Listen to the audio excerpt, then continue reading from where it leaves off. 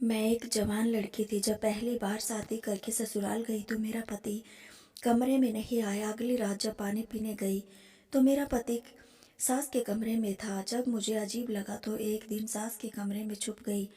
पति और सास को एक साथ देखकर मेरे पैरों तले जमीन निकल गई, क्योंकि मेरी सास तो मैं बहुत ज़्यादा खूबसूरत लड़की थी, लेकिन मेरी शादी कहीं नहीं हो पा रही थी क्योंकि हम लोग बहुत ज़्यादा गरीब थे। बहुत मुश्किल से हम लोगों का गुजारा हो पाता था। लोग हमें देखते ही पसंद कर लेते थे।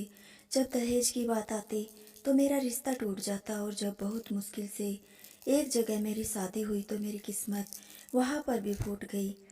जब मेरा पति रोज मेरी सास के कमरे में जाता, यहाँ तक कि मैं सारी रात अपने पति का इंतजार करती रहती। इंतजार करते करते कब नींद आगोश में चली गई कुछ नहीं पता रहता। जब सुबह उठती तो मेरा पति और मेरी सास एक दूसरे से बैठकर बातें करते रहते थे। आखिर यह चक्कर क्या था? मेरा पति मुझसे दूर रहता था और मेरी सास से इतना लगाव रखता कि बल्कि मैं पत्नी नहीं, मेरी सास। मेरा नाम आंचल है और मेरी उम्र अभी 18 साल हुई है। जैसे मैं 18 साल की हुई तो साथ में ही मैं बहुत ज़्यादा खूबसूरत भी थी। लेकिन यह खूबसूरती किस काम का जब मेरी शादी ही ना हो पाए। आज मेरी माँ लोगों के घरों में झाड़ू पोछा का काम करती और मेरा और अपना पेट पालती है। काश मेरे पिता होते तो हम लोगों को इतना दुख नहीं झेलना पड़ता। मेरी माँ भी लोगों के घरों में झाड़ू पोछा काम करने चली जाती थी, लेकिन मेरी माँ भी क्या करे। अब खुद घर बैठकर जवान लड़की को घर से बाहर तो नहीं भेज सकती। आज से 10 साल पहले जब मेरे पिता जिंदा थे, उस समय मैं 7 साल की थी और खुशी खुशी अपने परिवार में जीवन बिता रहे थे। लेकिन एक ऐसी आंधी और तूफान आया जो सब कुछ खत्म करके चला गया। जब मैं उस समय सोचती हूँ तो मेरे रोंगटे खड़े हो जाते हैं, मेरी आंखों से आंसू बहने लगते हैं। मैं कभी भी सोच नहीं सकती कि जो लोग हम लोगों का सहारा थे, भगवान उन्हीं को हमसे दूर कर देंगे। एक बार जब मेरे पिता दफ्तर से वापस आ रहे थे तो रास्ते में ही उनका अचानक से एक्सीडेंट हो गया, और इतना भयानक एक्सीडेंट हुआ कि मेरे पिता का देहांत हो गया। जब मेरी माँ के कान में यह बात आई तो मेरी माँ भी मरते मरते बची। अब तो हम लोगों का कोई सहारा भी नहीं था। बस मैं और मेरी माँ दो ही लोग थे। गरीबी की वजह से मेरी माँ मुझे पढ़ा ना सकी और मैं घर पर ही रहने लगी। जो मेरी माँ लोगों के घरों में कुछ काम करके पैसे लेकर आती, उसी से हम माँ बेटी का गुजारा हो पाता। ऐसे ही करते करते मेरी उम्र 18 साल की हो गई।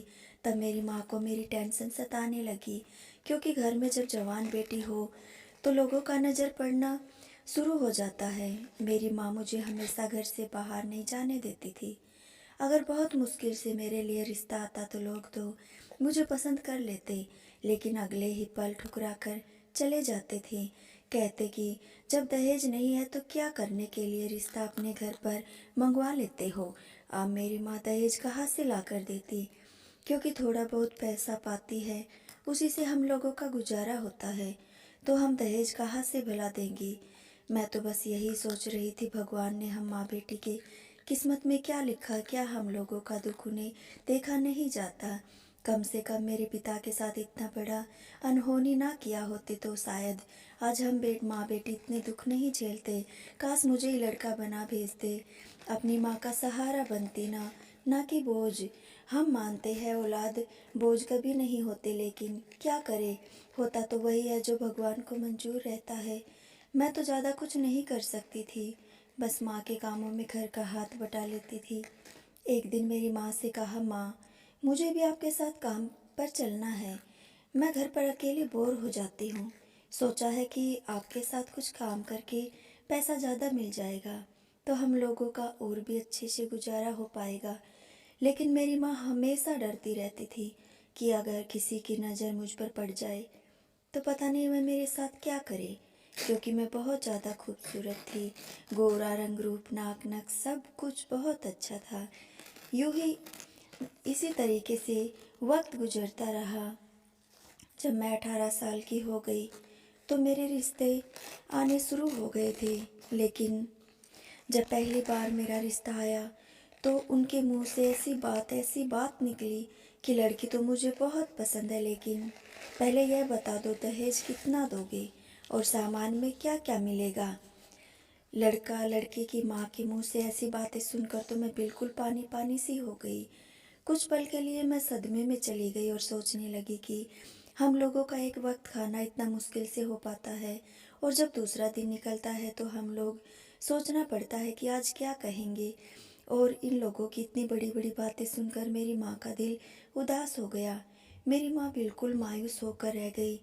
दूसरे दिन फिर मेरे लिए एक रिश्ता आ गया। जैसे ही वह लोग शादी के लिए तैयार हुए, मेरी माँ झट से हामी भर ली। मैं तो बस सोचने लगी कि माँ ऐसा क्यों कर रही है। बिना कुछ जाने समझे, बिना कुछ पूछे जाचे, मेरी माँ रिश्ते के लिए मान गई। मैं माँ के पास चली गई। माँ से पूछा, माँ आप यह रिश्ता क्यों किसी का कर रही हो। और माँ कहने लगी कि आंचल, लड़का बहुत अच्छा है, बहुत अच्छा लड़का है, बहुत अच्छा खानदान का है। और जब मेरी सहेली ने खुद कहा कि यह लड़का बहुत अच्छा है, तुम अपनी बेटी की शादी इस लड़के से कर सकती हो, दान दहेज भी कुछ नहीं है, और तुम्हें तो पता है हम लोगों के पास देने के लिए कुछ भी नहीं है। और जब मेरी सहेली खुद कहा कि यह लड़का अच्छा खासा है, तुम्हारी बेटी को हमेशा खुश रखेगा, तो इसमें सोचने वाली कौन सी बात है। और तो वह लड़का घर का इकलौता वारिस है। बस केवल 3 से 4 बहनें थी, जो इन लोगों का शादी बहुत पहले हो चुका है। बस लड़का और उसकी माँ ही 2 लोग उतना बड़े घर में अकेले रहते हैं। उसके भी पिताजी का पहले देहांत हो चुका है। बस वह लोग 2 ही लोग हैं। इसमें सोचने वाली कौन सी बात है। तुम वहाँ बहुत ज़्यादा खुश रहोगी। बात मानकर उसे लड़के से शादी कर लो। अपनी माँ के मुंह से ऐसी बातें सुनकर मैं भी बहुत ज़्यादा खुश हो गई। मेरी किस्मत बदलने वाली है और कोई मेरी ज़िंदगी में आने वाला है। उन लोगों ने कहा कि हम लोग सादगी से शादी करके अपनी बेटी को ले जाएंगे।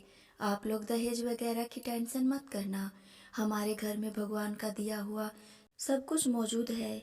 मेरी इस बात से बहुत खुश हुए। उन लोगों ने दहेज नहीं मांगा। इस बात पर तो मैं खुद खुश थी और शादी के लिए राजी थी। शादी के लिए उन लोगों ने सिर्फ 10 दिन का समय दिया था।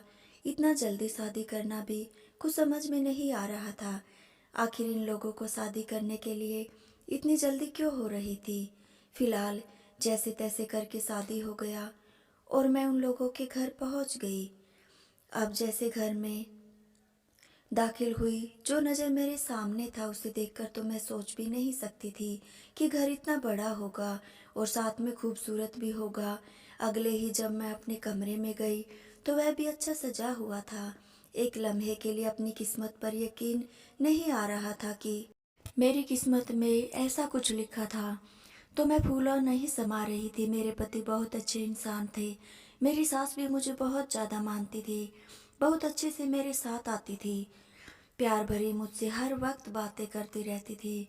शादी को करीब कुछ दिन ही होने को थे कि मेरी सास मेरी बहुत से काम में हाथ बटा दिया करती थी। उनका रवैया बिल्कुल भी मेरे ऊपर से नहीं हटता था। वह मुझे बहुत ज़्यादा मानती थी और अपनी नज़रों से तो मुझे दूर ही नहीं रखती थी। और कोई भी काम होता तो बिना कही ही खुद कर लेती थी। इसी तरीके से मेरी ज़िंदगी गुजर रही थी। पति तो अच्छे मिले हैं और सास भी बहुत अच्छी मिली है।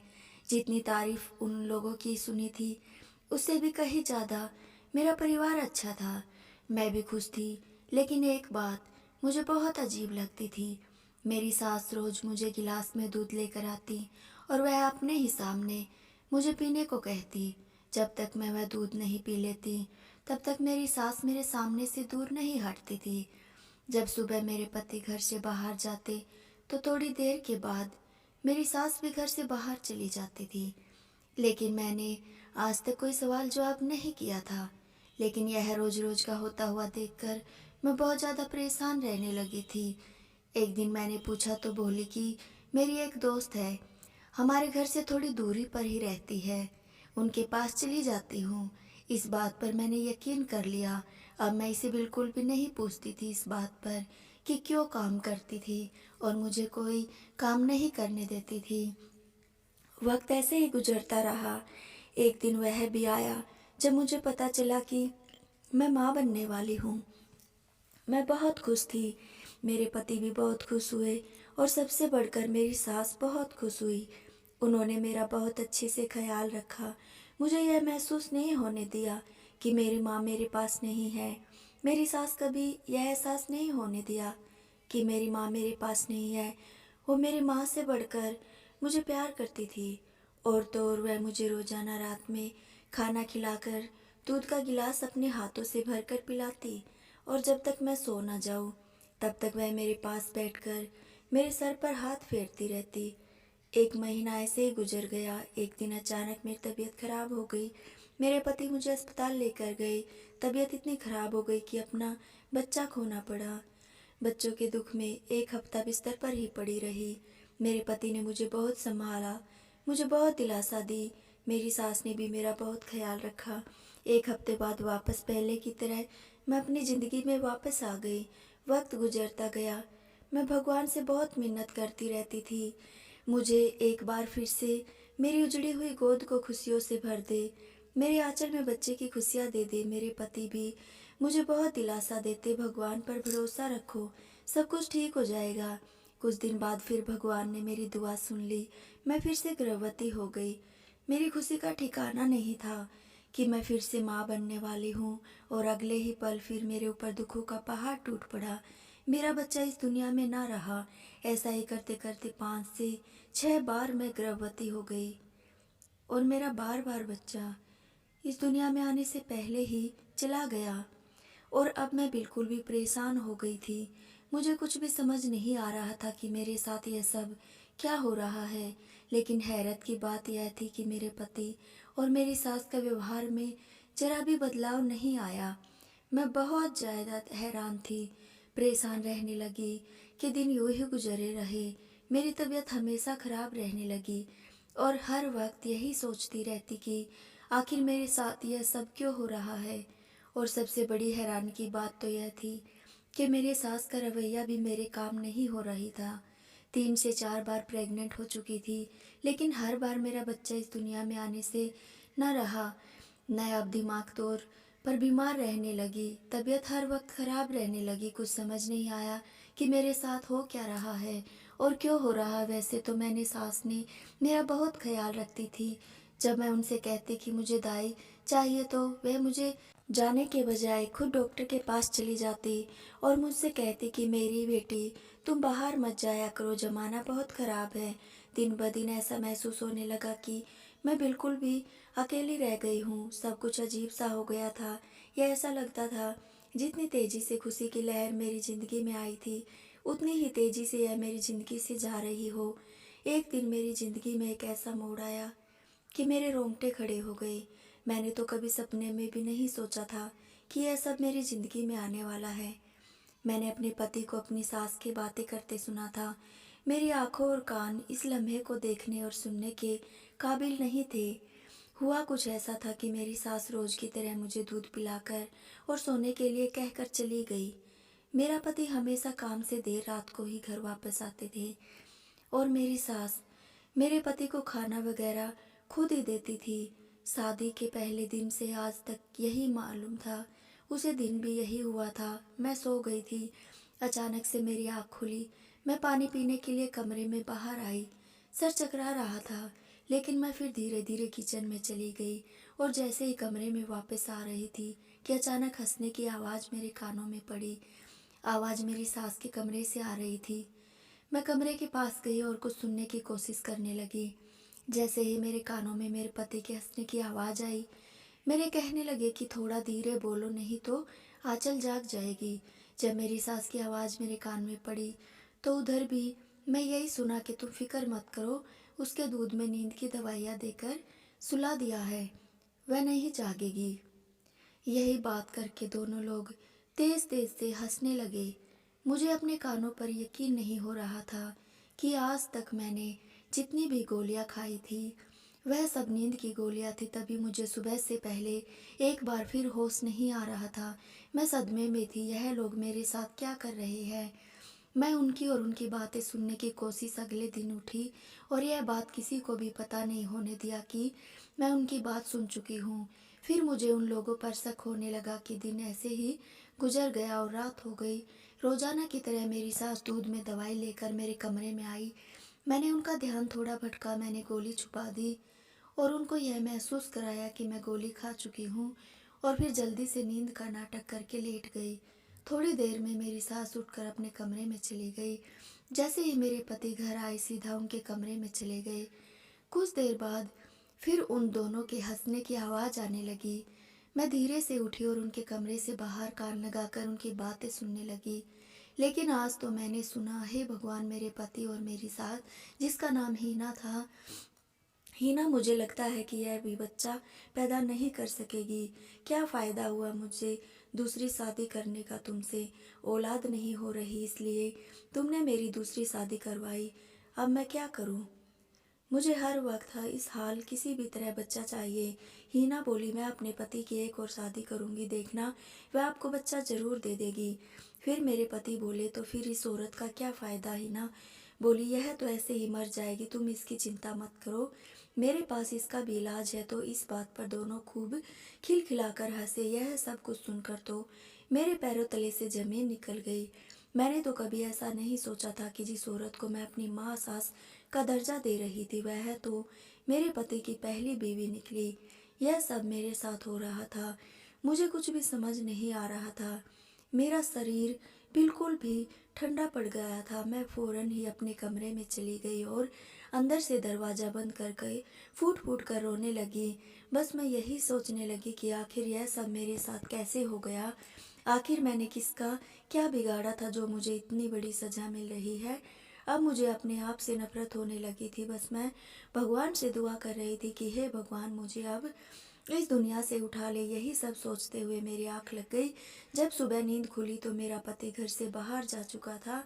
मेरे मन में बस एक ही ख्याल आ रहा था कि मैं जिसे अपनी सास मानती थी, आज मैं उससे सवाल जवाब करूंगी कि आखिर वह लोग मेरे साथ इतना बड़ा धोखा कैसे कर सकते हैं। मैंने आखिर उन लोगों का बिगाड़ा क्या था? बस मुझे हीना से जवाब चाहिए था। मेरी तो सब कुछ खत्म ही हो गया था। मैं हिम्मत करके हीना के कमरे में चली गई। हीना की नज़र जैसे ही मुझ पर पड़ी, बहुत हैरत से खड़ी होकर मुझे वह देखने लगी और कहने लगी, सोचने लगी कि इतनी सुबह मैं कैसे उसके कमरे में चली आई। उसके पास गई और उसका दोनों बाजू अपने हाथ से पकड़ लिए और पूछने लगी कि तुम इतना बड़ा धोखा मेरे साथ कैसे कर सकती हो? आखिर मैंने तुम्हारा क्या बिगाड़ा था? मेरा यह सवाल हीना के रोंगटे खड़े कर दिए। हीना तो तुरंत ही समझ गई कि अब इसको सब कुछ पता चल चुका है। इस समय हीना अपने असली रूप में आ गई और कहने लगी, हाँ हाँ, यह सच है, लेकिन यह भी जान लो कि अब तुम्हारी ज़रूरत मुझे बिल्कुल भी नहीं है और अब तुम इस घर से जा सकती हो। मेरे पति को बच्चे चाहिए थे, इसलिए मैंने उनकी शादी तुमसे करा दी, और मैं यह बिल्कुल भी नहीं चाहती कि मेरे अलावा किसी और का बच्चा हो। और मैं अपने पति को अपने हाथ से तुम्हारे पास जाते हुए देखा, बस इसलिए मैंने हर रोज उसे दूध में दवा देती रही ताकि तुम कभी भी माँ ना बन सको।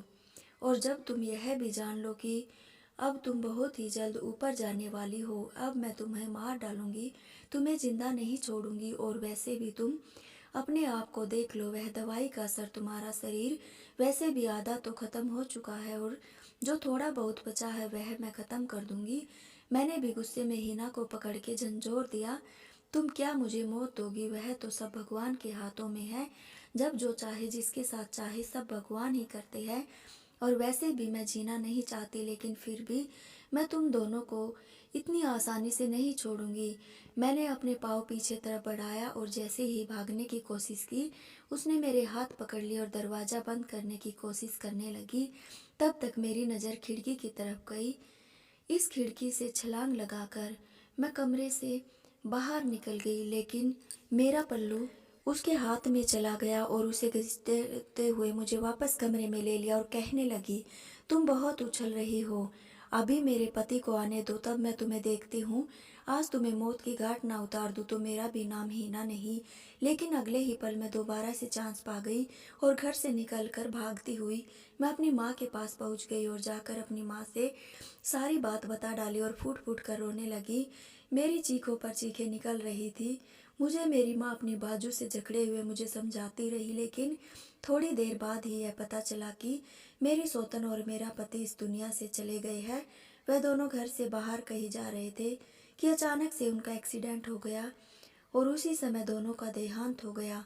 इसलिए भगवान के घर देर है अंधेर नहीं। उन लोगों का किया हुआ कारनामा उनकी सजा मिल गई और मैं अपने माँ के पास रहने लगी। तो कहानी पसंद आई हो तो चैनल को सब्सक्राइब जरूर करना दोस्तों। धन्यवाद।